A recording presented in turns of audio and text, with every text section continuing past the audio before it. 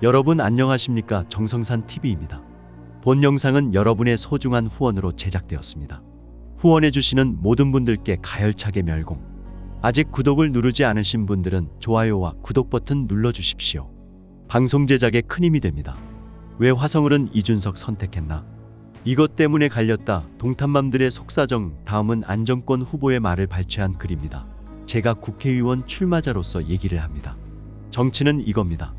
보수당이든 뭔든 떠나서 투표라는 선거라는 전투를 치릅니다.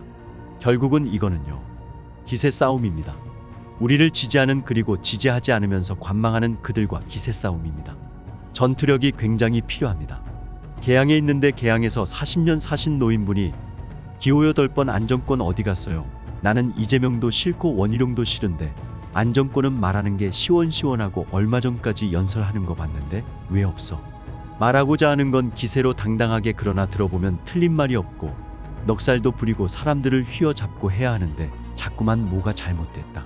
우리가 고치겠습니다. 감사합니다. 이래가지고 이 대중은 결국 대중의 투표를 받는 겁니다. 다음 기사로 확인합니다.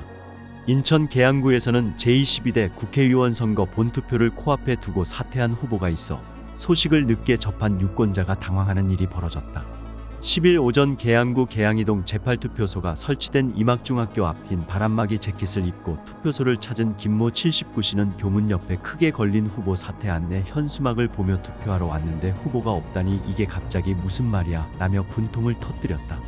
앞서 지난 7일 계양구을 선거구에 무소속으로 출마했던 안정권 씨가 사퇴하면서 해당 선거구 투표소에는 기호 8번 안정권 후보자 사퇴 안내, 안 후보자에게 투표할 경우 무효가 된다는 내용의 현수막이 붙었다.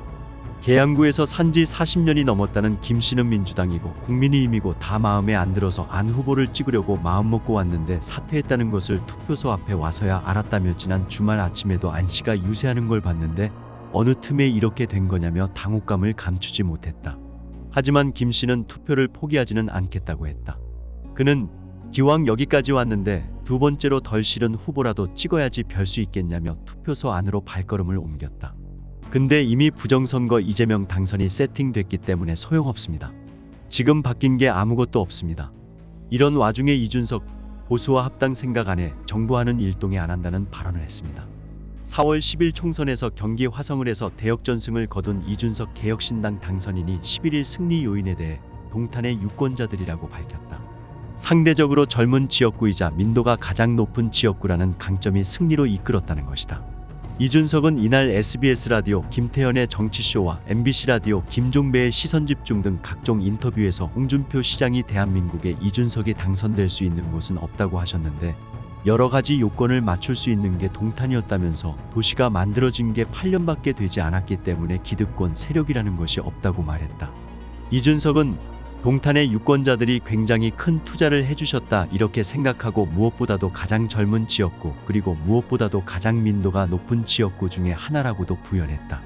이준석은 또 국민의힘의 참패에 대해선 한동훈 국민의힘 비상대책위원장이 받아들이지 못할 것이라면서 화살을 윤석열 정부에 돌렸다. 이준석은 윤석열 정부의 개인적인 서사를 빼놓고라도 지금 윤석열 정부가 하는 일들에 동의하지 않는다며 채 상병과 박정훈 대령의 관한 건도 당장 총선 이후 윤 대통령이 풀어내야 한다고 보고 있다라고 했다.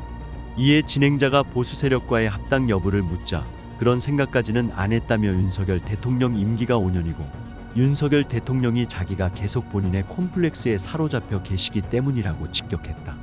이준석은 윤 대통령을 보수 기반이 있는 분이 아니고 2명의 대통령을 감옥에 보낸 분이라고 했다. 그는 박근혜 대통령 시절에는 박 대통령이 보수인 걸 의심하는 사람이 외려 프락치였다. 그래서 박 대통령은 중도화 전략을 펼치는 게 자연스러웠다며 그런데 윤 대통령은 본인이 보수라고 아무도 인정하지 않으니 입으로 자유라하고 행동은 자유랑은 거리가 멀지 않느냐. 그 구조적 문제를 탈피하지 못한 상황 속에서 보수정당은 계속 철학의 빈곤으로 가는 것이라고 했다. 이준석은 그냥 지지층 중에서 맹종하는 지지층에다가 쉬운 언어로 설명할 수밖에 없다. 하늘 같은 대통령에 반대한다. 그러면 내부 총질. 이런 식이라며 윤 대통령이 하는 정책들, 의대 증원 갑자기 하는 것부터 물가 관리 대책, 어디를 봐서 보수 철학에 가까운가라고 반문했다. 개혁신당이 범야권인가라는 질문의 야권이라며 개혁신당이 가진 선명한 개혁의 방향을 보일 것이라고 강조했다. 이번 총선에서 과반 의석을 거머쥔 더불어민주당에 대해선 또 분화될 가능성이 있다고 본다며 조국 혁신당 대표와 이재명 민주당 대표의 시간표는 다를 수밖에 없다고 전망했다.